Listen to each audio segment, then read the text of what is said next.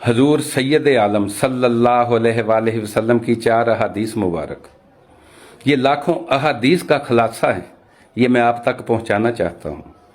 اگر ان 4 احادیث کو ہم نے اپنی روح میں اتار لیا تو ہماری ساری زندگی نور علی نور بن جائے گی۔ پہلی حدیث، آقا کریم صلی اللہ علیہ وآلہ وسلم نے فرمایا انما الاعمال بالنیات، اعمال کا دار و مدار نیتوں پر ہے۔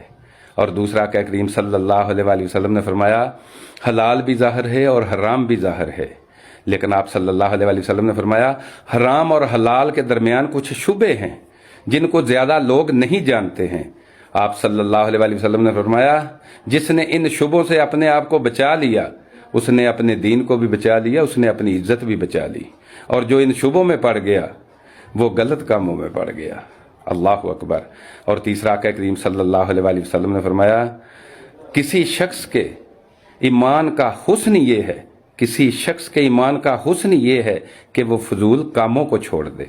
اور چوتھا آقا کریم صلی اللہ علیہ وآلہ وسلم نے فرمایا کامل مومن وہ ہے، اس وقت تک کسی شخص کا ایمان کامل نہیں ہو سکتا ہے جب تک وہ چیز جو اپنے لیے پسند کرتا ہے وہ اپنے مومن بھائی کے لیے پسند نہ کرے۔